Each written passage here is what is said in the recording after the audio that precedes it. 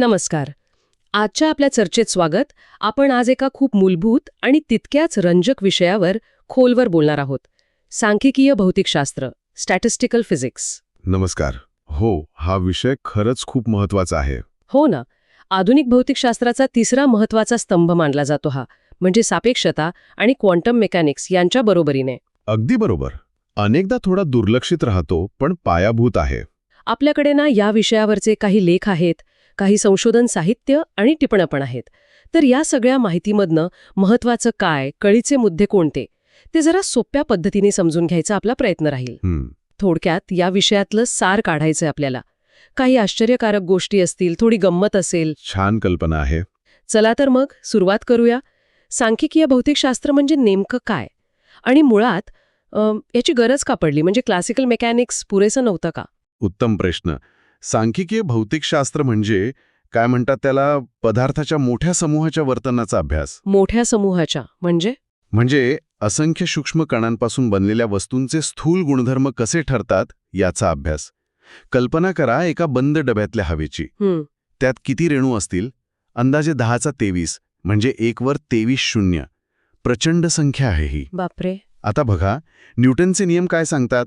जर आपल्याला प्रत्येक रेणूची अचूक स्थिती आणि वेग माहीत असेल तर सैद्धांतिकदृष्ट्या आपण त्यांचं भविष्य वर्तवू शकतो. हो, पण हे तर पूर्णपणे अशक्य आहे. इतक्या कणांची माहिती मिळवणं आणि त्यावर गणित करणं व्यावहारिकदृष्ट्या शक्यच नाही. अगदी. आणि खरं सांगायचं तर आपल्याला प्रत्येक कणाच्या प्रवासात रस तरी कुठे असतो? बरोबर. आपल्याला त्या डब्याचं एकूण तापमान किती, दाब किती, अशा मोठ्या स्थूल गोष्टींमध्ये रस असतो. अगदी बरोबर. इथेच मोर इज डिफरंट ही संकल्पना येते. मोर इज डिफरंट म्हणजे जेव्हा कण प्रचंड संख्येने एकत्र येतात तेव्हा त्यांचे काही नवीन सामूहिक गुणधर्म उदयास येतात जे एका कणासाठी अर्थहीन आहेत, जसं तापमान किंवा दाब. अच्छा. आणि इथेच सांख्यिकीय भौतिकशास्त्राची गरज निर्माण होते. हे फक्त गणित सोपं करायचा मार्ग नाहीये बरं का. तर स्थूल जगाचं वर्णन करण्यासाठी हीच योग्य सैद्धांतिक चौकट आहे. अब्जावधी कणांच्या सूक्ष्म जगातल्या नियमांना आपल्या रोजच्या अनुभवातल्या घटनांशी जोडणारा हा एक पूल आहे असं म्हणूया. म्हणजे सूक्ष्म नियम आणि स्थूल अनुभव यांना जोडणारा पूल. हो, हे जणू काही एका नियत विश्वाकडून, म्हणजे जिथे सगळं ठरलेलं आहे तिकडून एका संभाव्य विश्वाकडे, म्हणजे जिथे संभाव्यता नियम ठरवते तिकडे होणारं स्थित्यंतर आहे. म्हणजे हे प्रचंड संख्येचं आव्हान पेलण्यासाठी काहीतरी वेगळी पद्धत हवी होती. मग ही पद्धत नेमकी कशी काम करते? मला वाटतं मायक्रोस्टेट आणि मॅक्रोस्टेट ह्या 2 महत्वाच्या कल्पना आहेत इथे. बरोबर. ह्या जरा सोप्या करून सांगता येतील का? नक्कीच. मायक्रोस्टेट म्हणजे काय तर एखाद्या क्षणी प्रणालीची संपूर्ण सूक्ष्म माहिती, म्हणजे प्रत्येक कणाची अचूक स्थिती आणि गती. ओके, म्हणजे एकदम डिटेल पिक्चर. हो, जणू काही प्रणालीची एक अत्यंत तपशीलदार स्नॅपशॉट. आणि मॅक्रोस्टेट म्हणजे प्रणालीचे स्थूल मोजता येणारे गुणधर्म, जसे एकूण ऊर्जा, आकारमान, दाब, तापमान. हे आपण बाहेरून पाहतो आणि मोजतो. आणि यातली कळीची गोष्ट ही आहे की एकाच मॅक्रोस्टेटसाठी अनेक मायक्रोस्टेट्स असू शकतात. हीच ना गंमत? अगदी बरोबर. हेच सर्वात महत्वाचं आहे. आपण एक उदाहरण घेऊया. समजा आपण 1000 नाणी फेकली. ठीक आहे. 500 छापा आणि 500 काटा हे झालं मॅक्रोस्टेट, म्हणजे स्थूल निकाल. पण हे किती वेगवेगळ्या प्रकारे येऊ शकतं? म्हणजे कोणत्या नाण्यावर छापा आणि कोणत्या नाण्यावर काटा याचे कितीतरी क्रम शक्य आहेत ना? हो, खूप सारे. हे सगळे वेगवेगळे क्रम म्हणजे वेगवेगळ्या मायक्रोस्टेट्स. पण 1000 छापा हे मॅक्रोस्टेट कसं येईल? ते तर एकाच प्रकारे येईल, सगळ्यांवर छापा. बरोबर. फक्त एकाच क्रमाने मायक्रोस्टेट येऊ शकतं. आता सांख्यिकीय भौतिकशास्त्राचा पायाभूत सिद्धांत काय आहे?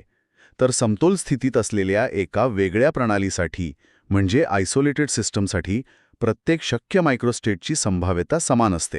ओके, सगळ्या मायक्रोस्टेटची शक्यता सारखी.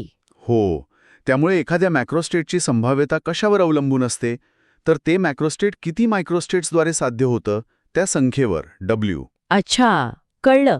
म्हणजे वायुभांड्यात आपोआप पसरतो, कारण पसरलेल्या मॅक्रोस्टेटसाठी शक्य असलेल्या मायक्रोस्टेटची संख्या ही एका कोपऱ्यात जमा असलेल्या मॅक्रोस्टेटच्या तुलनेत प्रचंड जास्त असते. म्हणजे ती अवस्था जास्त संभाव्य आहे, म्हणून तिकडे जाते प्रणाली. अरे वाह, इथे खरी गंमत आहे. आणि मला वाटतं हीच संकल्पना आपल्याला एन्ट्रॉपीकडे घेऊन जाते, बरोबर? होय, नक्कीच. एन्ट्रॉपीचा संबंध थेट या मायक्रोस्टेट्सच्या संख्येशी आहे. पण एन्ट्रॉपीकडे जाण्याआधी अजून एक संकल्पना समजून घेऊया. अच्छा, अजून काही आहे? हो, सांख्यिकीय समूह. स्टॅटिस्टिकल एन्सॉम्बल. सांख्यिकीय समूह हां. हे काय आहे? हे जे विलार्ड गिब्स यांनी मांडलेली एक अतिशय उपयुक्त गणितीय कल्पना आहे. बघा, एकाच प्रणालीचा अनंत काळापर्यंत अभ्यास करणं शक्य नाहीये. बरोबर. तर गिब्स म्हणाले की त्याऐवजी आपण एकाच क्षणी त्या प्रणालीच्या अनेक काल्पनिक प्रतींचा विचार करूया. काल्पनिक प्रती? हो, या प्रत्येक प्रत एक वेगळ्या शक्य मायक्रोस्टेटमध्ये असते, पण सगळ्या प्रतींचे स्थूल गुणधर्म म्हणजे मॅक्रोस्टेट सारखे असतात. मग आपण काय करतो तर या सर्व प्रतींच्या सरासरी गुणधर्मांचा अभ्यास करतो. ओके. म्हणजे एका प्रणालीच्या वर्तनाऐवजी तशाच अनेक प्रणालींचा समूहाचं सरासरी वर्तन पाहतो. जणू काही एकाच वेळी अनेक प्रयोग केले. अगदी तसंच. आणि वेगवेगळ्या परिस्थितींसाठी वेगवेगळ्या समूह वापरायचे. म्हणजे कसे? जसं पूर्णपणे बंद डबा असेल, जिथे ऊर्जा निश्चित आहे, त्यासाठी मायक्रो कॅनॉनिकल समूह. वातावरणाच्या संपर्कात असलेला चहाचा कप, जिथे तापमान निश्चित आहे पण ऊर्जा बदलू शकते, त्यासाठी कॅनॉनिकल समूह. आणि जर प्रणाली कण आणि ऊर्जा दोन्हीची देवाणघेवाण करू शकत असेल, म्हणजे ओपन सिस्टम, तर ग्रँड कॅनॉनिकल समूह. यामागे एक महत्त्वाचे गृहीतक आहे, एर्गोडिक गृहीतक म्हणतात त्याला. एर्गोडिक गृहीतक? हो, ते थोडं टेक्निकल आहे, पण त्याचा अर्थ असा की बऱ्याच प्रणालींसाठी एका प्रणालीचा खूप मोठ्या कालावधीतील सरासरी गुणधर्म, टाइम ॲव्हरेज आणि समूहातील सर्व प्रतींचा एका क्षणी घेतलेला सरासरी गुणधर्म हे समान असतात. यामुळे गणित खूप सोपं होतं. समजलं. थोडक्यात हे गणित सोपं करायचं एक हुशार तंत्र आहे.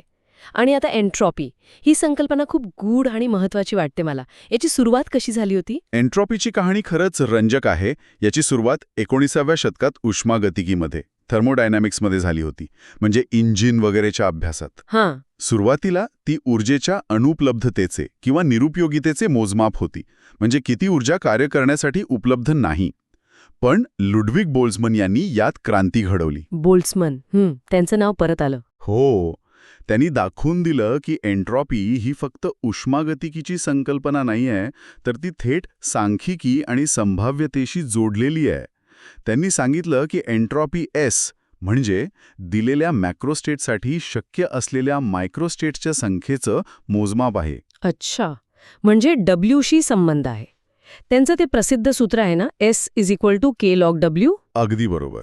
S=K log W हे सांख्यिकीय भौतिकशास्त्रातलं सर्वात महत्त्वाचं सूत्र म्हणायला हरकत नाही. यातला K काय आहे आणि याचा नेमका अर्थ काय होतो? K हा बोल्ट्झमन स्थिरांक आहे. हा एक मूलभूत स्थिरांक आहे आणि तो कणांच्या सूक्ष्म जगातली ऊर्जा आणि आपल्या स्थूल जगातलं तापमान यांना जोडतो. ओके. आणि सूत्राचा अर्थ, सोप्या भाषेत, जितक्या जास्त प्रकारे W एखादी अवस्था मॅक्रोस्टेट प्राप्त करता येते, तितकी तिची एन्ट्रॉपी S जास्त. म्हणजे जास्त मायक्रोस्टेट्स म्हणजे जास्त एन्ट्रॉपी. हो, आणि जास्त एन्ट्रॉपी म्हणजे जास्त अव्यवस्था, डिसऑर्डर किंवा यादृच्छिकता, रँडमनेस. अव्यवस्था म्हणजे पसारा.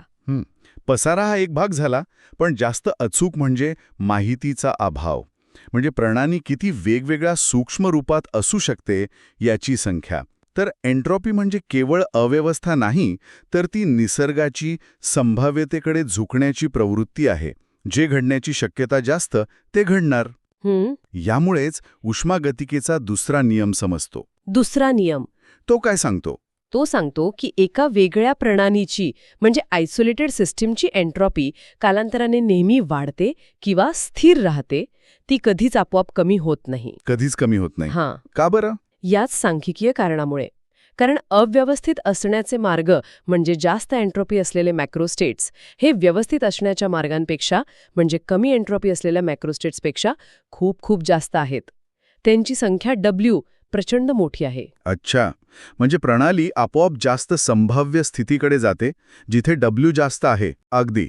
एन्ट्रॉपीला आपण प्रणालीच्या सूक्ष्म स्थितीबद्दलच्या आपल्या अज्ञानाचे मोजमाप म्हणूनही पाहू शकतो. जास्त एन्ट्रॉपी म्हणजे आपल्याला कणांच्या नेमक्या स्थितीबद्दल कमी माहिती आहे.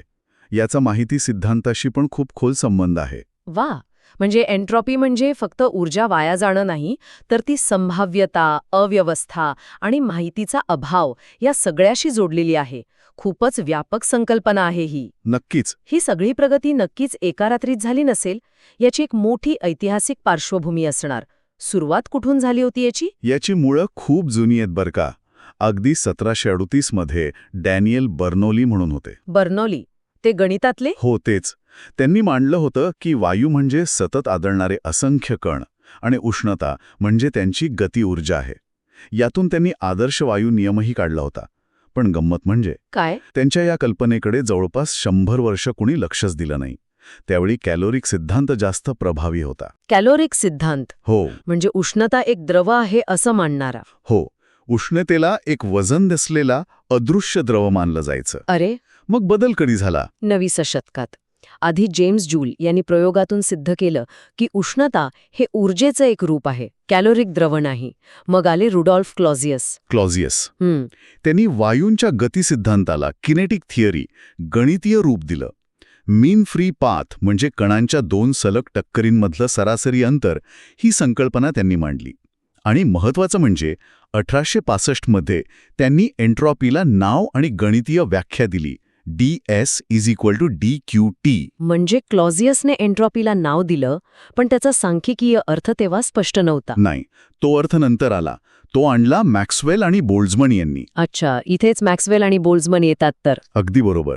जेम्स क्लर्क मॅक्सवेल, जे विद्युतचुंबकीय सिद्धांतासाठी प्रसिद्ध आहेत. हो, मॅक्सवेलची समीकरणं. त्यांनी 1860च्या दशकात पहिल्यांदा संभाव्यता सिद्धांताचा वापर भौतिकशास्त्रात केला. त्यांनी काय केलं तर वायूतील कणांच्या वेगाचं वितरण कसं असतं हे सांख्यिकीय पद्धतीने शोधून काढलं, जे आज मॅक्सवेल बोल्ट्झमन वितरण म्हणून ओळखलं जातं. म्हणजे त्यांनी सांगितलं की सगळे कण एकाच वेगाने जात नाहीत, तर त्यांच्या वेगांची एक विशिष्ट वाटणी असते. अगदी. काही हळू, काही मध्यम, काही खूप वेगाने. हा एक क्रांतिकारी विचार होता, फिजिक्समध्ये प्रॉबॅबिलिटी वापरणं. आणि मग बोल्ट्झमन, त्यांनी हे काम पुढे नेलं. होय. लुडविग बोल्ट्झमन यांनी मॅक्सवेलचं काम खूप पुढे नेलं. त्यांनीच एन्ट्रॉपीची ती सांख्यिकीय व्याख्या दिली, S = k log W. त्यांनी वायू समतोलाकडे कसा जातो याचं वर्णन करणारं बोल्ट्झमन समीकरण विकसित केलं.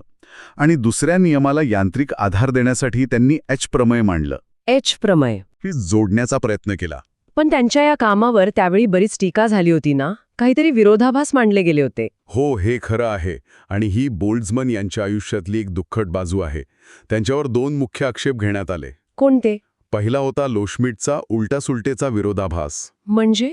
लोश्मिट म्हणाले की सूक्ष्म पातळीवर न्यूटनचे नियम वेळेनुसार उलटवले जाऊ शकतात. म्हणजे जर आपण सगळ्या कणांचे वेग एका क्षणी उलटवले तर प्रणाली जशी पुढे गेली तशीच बरोबर मागे यायला हवी. मग एन्ट्रोपी कमी का होऊ शकत नाही? H प्रमेयात तर ती नेहमी वाढते असं दिसतंय. हा तर मोठाच प्रश्न आहे. आणि दुसरा होता झर्मेलोचा पुनरावृत्तीचा विरोधाभास. हा पॉइंटकर यांचे पुनरावृत्ती प्रमेयावर आधारित होता. अच्छा. यानुसार कोणतीही बंदिस्त यांत्रिक प्रणाली म्हणजे फायनाईट सिस्टम कालांतराने तिच्या सुरुवातीच्या स्थितीच्या अगदी जवळ परत येते. अनंत काळाने का होईना पण येते. मग समतोल साधलेली उच्च एन्ट्रॉपीची प्रणाली पुन्हा कमी एन्ट्रॉपी स्थितीत का जात नाही? अरे देवा, हे दोन्ही आक्षेप तर खूप मूलभूत वाटतात. मग बोल्ट्झमन यांचं उत्तर काय होतं? बोल्ट्झमन यांचं उत्तर खूप महत्त्वाचं आणि खरं तर दूरगामी होतं. त्यांनी सांगितलं की उष्मागतिकीचा दुसरा नियम हा न्यूटनच्या नियमांसारखा निरपेक्ष नियम नाहीये. मग तो एक सांख्यिकीय नियम आहे. एन्ट्रॉपी कमी होणं अशक्य नाही, पण ते अविश्वसनीयरित्या असंभाव्य आहे. असंभाव्य म्हणजे एक्स्ट्रीमली अनलाइकली. हो. ह्याचं कारण काय? तर उच्च एन्ट्रॉपी असलेल्या मॅक्रोस्टेट्ससाठी शक्य असलेल्या मायक्रोस्टेट्सची संख्या W कमी एन्ट्रॉपी असलेल्या मॅक्रोस्टेट्सच्या तुलनेत इतकी प्रचंड अब्जावधी पटीने जास्त आहे की प्रणाली नैसर्गिकरित्या जास्त संभाव्य अवस्थेकडेच जाणार. हे जास्त संभाव्य आहे. अगदी. कारण ऑमलेटच्या अवस्थेसाठी रेणूंच्या खूप जास्त रचना शक्य आहेत, जास्त W. ऑमलेट पुन्हा एकत्र येऊन अंड बनणं हे नियमानुसार अशक्य नाही, पण त्यासाठी रेणूंनी अगदी विशिष्ट प्रकारे एकत्र यावं लागेल, ज्याची शक्यता शून्यवत आहे. इतकी कमी की कधीच घडणार नाही. पण हे उत्तर लोकांना त्यावेळी फारसं पटलं नसेल असं वाटतंय. म्हणजे तत्वतः दूध आणि कॉफी परत वेगळे होऊ शकतात, फक्त ते घडणार नाही इतकंच. हे थोडं असमाधानकारक नाही वाटलं लोकांना? नक्कीच वाटलं. त्यावेळच्या अनेक भौतिकशास्त्रज्ञांना ते खूप असमाधानकारक वाटलं. त्यांना वाटत होतं की भौतिकशास्त्राचे नियम हे निश्चित आणि निरपेक्ष असावेत, सांख्यिकीय नसावेत. अनेकांना अणुरेणूंच्या अस्तित्वाबद्दलही शंका होती. अरे, या सततच्या टीकेमुळे आणि गैरसमजामुळे बोल्ट्झमन खूप खचले आणि त्यांच्या आयुष्याची अखेर खूप दुःखद झाली. पण आज त्यांचं काम सांख्यिकीय भौतिकशास्त्राचा पाया मानलं जातं. किती वाईट. पण नंतर त्यांचं महत्त्व कळलं जगाला. आणि मग गिब्स, त्यांनी या सगळ्याला एक अधिक पक्की गणितीय चौकट दिली, असं आपण मगाशी म्हणालो होतो. बरोबर. जे विलार्ड गिब्स हे अमेरिकन भौतिकशास्त्रज्ञ होते. त्यांनी 1902 मध्ये स्टॅटिस्टिकल मेकॅनिक्समधील मूलभूत तत्त्वे नावाचं पुस्तक प्रकाशित केलं. त्यात त्यांनी सांख्यिकीय समूह, स्टॅटिस्टिकल एन्सॅम्बल या कल्पनेचा वापर करून या क्षेत्राला एक अत्यंत कठोर, रिग्रस आणि सामान्य, जनरल गणितीय रचना दिली. त्यांचं काम बोल्ट्झमन यांच्यापेक्षा अधिक अमूर्त आणि व्यापक होतं. म्हणजे ते फक्त वायूंसाठी नव्हतं. नाही, ते कोणत्याही प्रकारच्या प्रणालीला लागू करता येत होतं. त्यांनीच स्टॅटिस्टिकल मेकॅनिक्स हा शब्दप्रयोग रूढ केला आणि त्याला एक सुसंगत, शक्तिशाली शाखा म्हणून स्थापित केलं. तर एकंदरीत पाहता सांख्यिकीय भौतिकशास्त्राचं सर्वात मोठं यश म्हणजे ते सूक्ष्म कणांचं यांत्रिकीचं जग आणि आपल्या अनुभवातलं स्थूल उष्णतेचं जग यांना जोडतं. हे बरोबर आहे ना? अगदी नेमका मुद्दा मांडलात. उष्मागतिकी हे अनुभवांवर आणि निरीक्षणांवर आधारित शास्त्र होतं. ते काय घडतं हे सांगतं. उदाहरणार्थ, उष्णता नेहमी गरम वस्तूंकडून थंड वस्तूकडे जाते. पण का घडतं हे सांगत नाही. आणि सांख्यिकीय भौतिकशास्त्र हे का स्पष्ट करतं? अगदी. ते कणांच्या मूलभूत नियमांवरून, मग ते शास्त्रीय असोत व क्वांटम आणि संभाव्यतेच्या कल्पना वापरून उष्मागतिकीचे नियम आणि संकल्पना यांची उत्पत्ती कशी होते हे दाखवून देतं. दाब, तापमान, उष्णता या सगळ्यांचा अर्थ उलगडतो. उदाहरणार्थ, दाब आणि तापमान यांना सांख्यिकीय भाषेत कसं पाहता येईल? आपण मगाशी थोडं बोललो, पण जरा विस्ताराने सांगाल का? हो. दाब, प्रेशर. भांड्याच्या भिंतींवर आतले अब्जावधी कण सतत आढळत असतात, धडका देत असतात. या प्रत्येक टक्करीतून भिंतीवर थोडं बल प्रयुक्त होतं. या सर्व टक्करींमुळे प्रति सेकंद, प्रति क्षेत्रफळ भिंतीवर पडणाऱ्या सरासरी बलालाच आपण दाब म्हणतो. म्हणजे हा कणांच्या आढळण्याचा एकत्रित परिणाम आहे. अच्छा. आणि तापमान? सरासरी गतीज ऊर्जेचं मोजमाप. कण जितके जास्त वेगाने आणि जास्त ऊर्जेने इकडे तिकडे फिरत असतील, आदळत असतील, तितकं तापमान जास्त. म्हणजे तापमान म्हणजे कणांची सरासरी एनर्जी. हो, त्यांच्या यादृच्छिक गतीची सरासरी एनर्जी. आणि उष्णता, हीट, जेव्हा दोन वेगवेगळ्या तापमानाच्या वस्तू संपर्कात येतात तेव्हा काय होतं? गरम वस्तू थंड होते, थंड वस्तू गरम होते. बरोबर. का? कारण जास्त सरासरी ऊर्जेशीर कण, गरम वस्तू, कमी सरासरी ऊर्जेशीर कणांवर, थंड वस्तू आदळतात आणि टक्करींमधून ऊर्जा संक्रमित करतात. या यादृच्छिक गतीज ऊर्जेच्या संक्रमणालाच आपण उष्णता वहन म्हणतो. आणि हे संक्रमण नेहमी गरमकडून थंडकडेच होतं, कारण ते सांख्यिकीय दृष्ट्या जास्त संभाव्य आहे. अगदी बरोबर. ऊर्जेचं समान वाटप होण्याची शक्यता जास्त आहे. आणि यातून मग आदर्श वायू नियम, PV=NKT सारखे अनुभवजन्य नियम पण सिद्ध करता येतात. हो. आणि हे खूप महत्वाचं यश होतं. यामुळे भौतिकशास्त्रज्ञांना खात्री पटली की हा दृष्टिकोन योग्य आहे. कारण जे प्रयोगात दिसतं ते थिअरीतून निघालं पाहिजे ना? बरोबर. आणि मग येतो वेळेच्या दिशेचं रहस्य. हा माझा आवडता भाग आहे. सूक्ष्म पातळीवर नियम वेळेनुसार उलटवले जाऊ शकतात. मग आपल्या स्थूल जगात तसं का होत नाही? म्हणजे तुटलेला कप आपोआप जुळून पुन्हा टेबलवर का जात नाही? याचं उत्तरही सांख्यिकीमध्ये आहे. इथे खरी गंमत आहे. सांगा ना. हो. आणि हे बोल्ट्झमन यांच्या सांख्यिकीय स्पष्टीकरणाचं सर्वात मोठं यश मानलं जातं. वेळेचा बाण हा मूलभूत भौतिक नियमांमध्ये लिहिलेला नाहीये. म्हणजे न्यूटनचे नियम घ्या किंवा क्वांटम मेकॅनिक्सचे नियम घ्या, ते वेळेनुसार पुढे आणि मागे दोन्ही दिशांना सारखेच लागू होतात. त्यांच्यासाठी भूतकाळ आणि भविष्यकाळात फरक नाही. पण अनेक कण असलेल्या प्रणालीमध्ये वेळेची एक स्पष्ट दिशा उदयास येते. ती एक इमर्जंट प्रॉपर्टी आहे. उदयास येते म्हणजे? ती मूलभूत नसते, पण एकत्रित वर्तनातून निर्माण होते. अगदी बरोबर. कशी? तर बघा, कमी एन्ट्रोपीची स्थिती जसं अख्खं अंड किंवा साबणाचा फुगा ही एक अत्यंत विशिष्ट व्यवस्थित मॅक्रोस्टेट आहे. अशी अवस्था साध्य करण्यासाठी कणांची रचना फारच मर्यादित प्रकारे शक्य असते. म्हणजे त्यासाठी मायक्रोस्टेट्सची संख्या W कमी असते. ओके. या उलट उच्च एन्ट्रोपीची स्थिती जसं अंड्याचं ऑमलेट किंवा फुटलेला फुगा ही एक अव्यवस्थित मॅक्रोस्टेट आहे जी असंख्य वेगवेगळ्या प्रकारे शक्य आहे. त्यासाठी मायक्रोस्टेट्सची संख्या W प्रचंड जास्त असते. प्रचंड जास्त. हो. आता प्रणाली काय करते ती सतत यादृच्छिकपणे वेगवेगळ्या मायक्रोस्टेट्समधून फिरत असते. पण अव्यवस्थित मॅक्रोस्टेट्सची संख्या इतकी जास्त आहे की प्रणाली जवळपास नेहमीच कमी संभाव्य कमी एन्ट्रॉपी व्यवस्थित मॅक्रोस्टेटकडून जास्त संभाव्य जास्त एन्ट्रॉपी अव्यवस्थित मॅक्रोस्टेटकडे जाते. म्हणजे वेळेचा बाण म्हणजे दुसरं तिसरं काही नसून फक्त कमी संभाव्यतेकडून जास्त संभाव्यतेकडे जाणारा सांख्यिकीय मार्ग आहे. काय सांगताय? अगदी बरोबर. हेच बोल्ट्झमनचं म्हणणं होतं. अंड्याचं ऑमलेट पुन्हा एकत्र येऊन अंड बनणं तांत्रिकदृष्ट्या शक्य आहे, कारण मूलभूत नियम ते होऊ देतात, ते व्हायोलेट नाही करत. पण त्यासाठी आवश्यक असलेल्या अब्जावधी रेणूंच्या अत्यंत विशिष्ट एकाच वेळी होणाऱ्या हालचालींची संभाव्यता इतकी कमी आहे, इतकी कमी की ते या विश्वाच्या संपूर्ण आयुष्यातही कधी घडणार नाही. Practically impossible. म्हणजे फिजिक्सचे काही नियम हे निरपेक्ष आहेत, जसे ऊर्जा संवर्धन, आणि काही नियम जसा हा दुसरा नियम हे सांख्यिकीय आहेत, जे फक्त मोठ्या समूहांसाठी लागू होतात. अशी श्रेणीबद्ध रचना आहे नियमांची. अगदी बरोबर पकडलत. ही समज खूप महत्वाची आहे. हे सगळं खूप छान आणि मूलभूत आहे, पण हे फक्त सैद्धांतिक पातळीवरच महत्वाचं आहे की याचे आपल्या रोजच्या जीवनात किंवा तंत्रज्ञानातही काही उपयोग आहेत? मला वाटतं श्रोत्यांना यात जास्त रस असेल. चला काही ठोस उदाहरणं पाहूया. नक्कीच याचे उपयोग आपल्या विचारापेक्षाही जास्त आहेत आणि अनेक दैनंदिन गोष्टी या तत्वांवर आधारित आहेत. सर्वात उत्तम उदाहरण म्हणजे आपलं रेफ्रिजरेटर आणि एअर कंडिशनर AC. फ्रीज आणि AC ते कसं? हे खरं तर एन्ट्रॉपी इंजिन आहेत असं म्हणता येईल. ते काय करतात? ते बाहेरून ऊर्जा म्हणजे वीज वापरून उष्णतेला नैसर्गिक दिशेच्या उलट ढकलतात.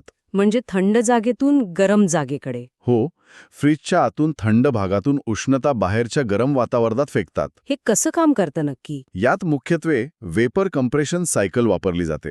यात एक खास रसायन असतं, रेफ्रिजरंट. अगदी थोडक्यात सांगतो, एक कंप्रेसर हा रेफ्रिजरंट वायू दाबून त्याला गरम आणि उच्च दाबाचा द्रव बनवतो. या प्रक्रियेत बाहेर उष्णता फेकली जाते, म्हणून फ्रीजच्या मागे गरम लागतं. 2. मग हा द्रव एका बारीक व्हॉल्व्हमधून जातो, दाब कमी होतो आणि तो थंड होतो. आता हा थंड द्रव फ्रीजच्या आतल्या कॉइल्समधून जातो, तिथे तो उकळतो, बाष्पीभवन होतं आणि वायू बनतो. आणि द्रव वायू बनताना एन्ट्रॉपी वाढते. बरोबर. आणि त्यासाठी त्याला उष्णता शोषून घ्यावी लागते. ही उष्णता तो फ्रीजच्या आतल्या भागातून घेतो, म्हणून आत थंड होतं. मग हा वायू पुन्हा कंप्रेसरकडे जातो आणि चक्र पूर्ण होतं. यात एन्ट्रॉपी आणि अवस्थांतराचा किती हुशारीने वापर केलाय बघा. अरे वा. म्हणजे रेफ्रिजरंटचं बाष्पीभवन म्हणजे एन्ट्रॉपी वाढणं हेच थंड करतं आतून. आणखी काही सोपी उदाहरणं आहेत का, जसं स्वयंपाक किंवा इन्सुलेशन? हो, नक्कीच. स्वयंपाक करताना आपण सतत हे पाहतो. पाणी उकळून वाफ होणं, द्रव ते वायू, एन्ट्रॉपी प्रचंड वाढते. किंवा लोणी, चॉकलेट वितळणं, घन ते द्रव, एन्ट्रॉपी वाढते. या सगळ्या अवस्था बदलांमध्ये ऊर्जा आणि एन्ट्रॉपी यांच्यात एक स्पर्धा चालू असते. आणि इन्सुलेशन, स्वेटर वगैरे? हो, उष्णता रोधन. थंडीत आपण लोकरीचे कपडे घालतो किंवा घरांमध्ये इन्सुलेशन वापरतो. का? कारण स्वेटरमध्ये किंवा भिंतींमधल्या इन्सुलेशनमध्ये हवा अडकलेली असते. अडकलेली हवा उष्णतेचं वहन, कंडक्शन आणि अभिसरण कमी करते. हवेची घनता कमी असते, रेणू दूर दूर असतात, त्यामुळे टक्करींमधून उष्णता हळू पसरते आणि हवा अडकल्यामुळे तिचे प्रवाह बनत नाहीत. हे सगळं कणांच्या गती आणि सांख्यिकीवर आधारित आहे. अच्छा. आणि त्या बर्फावर मीठ टाकल्यावर बर्फ वितळतं, त्याचं काय? रस्त्यावर वगैरे टाकतात थंडीच्या दिवसात? ते पण एन्ट्रॉपीचं एक क्लासिक उदाहरण आहे. जेव्हा आपण बर्फावर मीठ टाकतो तेव्हा मीठ पाण्यात विरघळतं. सोडियम आणि क्लोराईड आयन तयार होतात. हे आयन्स पाण्याच्या रेणूंमध्ये मिसळल्यामुळे द्रवाची अव्यवस्था किंवा एन्ट्रॉपी खूप वाढते. आता प्रणालीसमोर 2 पर्याय आहेत. 0 डिग्री सेल्सिअसला बर्फ कमी एन्ट्रॉपी किंवा 0 डिग्री सेल्सिअसला मिठाचं पाणी जास्त एन्ट्रॉपी. आणि निसर्गाला जास्त एन्ट्रॉपी आवडते. बरोबर. त्यामुळे बर्फाला आता वितळण्यासाठी जास्त प्रोत्साहन मिळतं. परिणामी बर्फ वितळण्याचा बिंदू 0 डिग्री सेल्सिअसच्या खाली जातो आणि बर्फ वितळू लागतो, जरी बाहेरचं तापमान 0च्या खाली असलं तरी. वाह, ही उदाहरणं खरंच रोजच्या आयुष्यातली आहेत. थँक्स. पण वैज्ञानिक आणि औद्योगिक क्षेत्रात याचे काय मोठे उपयोग आहेत? तिथे तर खूपच, म्हणजे प्रचंड उपयोग आहेत. पदार्थविज्ञान, मटेरियल सायन्स. नवीन धातूंचे मिश्रण म्हणजे ऑलॉयज किंवा पॉलिमर्स किंवा इतर पदार्थ बनवण्याआधी त्यांचे गुणधर्म कसे असतील, म्हणजे मजबूती, लवचिकता, वीज वाहकता वगैरे याचं भाकीत करण्यासाठी संगणकीय मॉडेल वापरतात. यात अणुरेणूंच्या सांख्यिकीय वर्तनाचं अनुकरण, सिम्युलेशन केलं जातं. म्हणजे प्रयोग करण्याआधीच कळतं की पदार्थ कसा वागेल. हो, खूप वेळ आणि पैसा वाचतो. खगोलभौतिकशास्त्र, ॲस्ट्रोफिजिक्स. ताऱ्यांच्या आत प्रचंड दाब आणि तापमानाला पदार्थाची अवस्था कशी असते, ज्याला इक्वेशन ऑफ स्टेट म्हणतात, हे समजून घेण्यासाठी सांख्यिकीय भौतिकशास्त्र लागतं. यातून ताऱ्यांची रचना, ते ऊर्जा कशी निर्माण करतात, त्यांचं जीवनचक्र कसं असतं हे समजतं. अगदी व्हाईट ड्वार्फ तारे कशामुळे स्थिर राहतात, त्यामागचं इलेक्ट्रॉन डिजेनरसी प्रेशर, हे क्वांटम सांख्यिकीचा परिणाम आहे. अच्छा. प्रोटीन्स स्वतःची त्रिमितीय रचना कशी धारण करतात, म्हणजे प्रोटीन फोल्डिंग, ही जीवशास्त्रातली एक मोठी आणि महत्त्वाची समस्या आहे. हो, हे खूप क्लिष्ट असतं म्हणतात. हो, यासाठी एनर्जी लँडस्केप सारख्या संकल्पना वापरल्या जातात. म्हणजे प्रथिन अब्जावधी संभाव्य रचनांमधून सांख्यिकीयदृष्ट्या वाहून जाऊन त्याच्या एका विशिष्ट स्थिर आणि कार्यात्मक रचनेपर्यंत कसं पोचतं, याचा अभ्यास यात करतात. आणि मी ऐकलंय की अर्थशास्त्र आणि समाजशास्त्रातही याचा वापर होतोय. हे थोडं अनपेक्षित वाटलं मला. हो, हे खरं आहे आणि हे खूप रोचक क्षेत्र आहे खरं सांगायचं तर. अर्थभौतिकशास्त्र, इकॉनोफिजिक्स, यात आर्थिक बाजारांकडे अनेक एजंट्सची, म्हणजे गुंतवणूकदार, कंपन्या इत्यादी मिळून बनलेली एक गुंतागुंतीची प्रणाली म्हणून पाहिलं जातं. ट्रान्झिशन जवळ दिसतात. याचा वापर बाजारातील जोखीम आणि अस्थिरता समजून घेण्यासाठी होतो. इंटरेस्टिंग. समाजभौतिकशास्त्र, सोशियोफिजिक्स, यात लोकांच्या समूहांमधील वर्तन समजून घेण्यासाठी सांख्यिकीय भौतिकशास्त्राच्या पद्धती वापरल्या जातात. एजंट आधारित मॉडेल वापरून हे पाहिलं जातं की व्यक्तीच्या साध्या नियमांवर आधारित अंतर्क्रियेतून मोठ्या प्रमाणावरील सामाजिक नमुने कसे तयार होतात.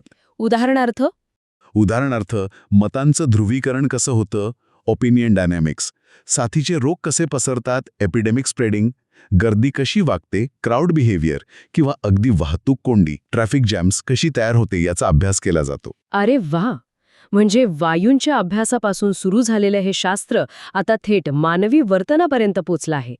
काय प्रचंड पल्ला आहे हा. हो, नक्कीच. या शास्त्राने आतापर्यंत खूप मोठी मजल मारली आहे. मग आता पुढे काय? भविष्यात सांख्यिकीय भौतिकशास्त्र कोणत्या मोठ्या आव्हानांना सामोरे जात आहे किंवा कोणत्या नवीन दिशा धुंडाळत आहे? याचं भविष्य खूप रोमांचक आहे आणि ते अनेक वेगवेगळ्या दिशांना विस्तारत आहे. आतापर्यंतचा बराचसा भार हा समतोल स्थितीतील, म्हणजे इक्विलिब्रियम प्रणालींवर होता. पण आपल्या आजूबाजूचं जग, विशेषतः सजीव जग, हे मूलतः असमतोल आहे. Non equilibrium. असमतोल म्हणजे तिथे सतत ऊर्जा आणि पदार्थांचा प्रवाह चालू असतो. काहीतरी घडत असतं सतत, शांत, स्थिर नसतं. बरोबर. सजीव गोष्टी तर कधीच समतोलात नसतात. अगदी. म्हणून आता लक्ष असमतोल प्रणालींकडे आहे आणि त्यातही विशेषतः सक्रिय पदार्थांवर. Active matter. हे काय नवीन आहे? हे असे पदार्थ आहेत ज्यांचे घटक कण स्वतः ऊर्जा वापरून हालचाल करतात किंवा बल निर्माण करतात. उदाहरणार्थ एकत्र उडणाऱ्या पक्ष्यांचे थवे, बॅक्टेरियाचे समूह किंवा आपल्या पेशींमधले तंतू, जे पेशीला आकार देतात आणि हालचाल करतात. अच्छा, म्हणजे घटक स्वतःच ॲक्टिव्ह आहेत. हो, या प्रणाली खूप गुंतागुंतीचं आणि अनपेक्षित वर्तन दाखवतात.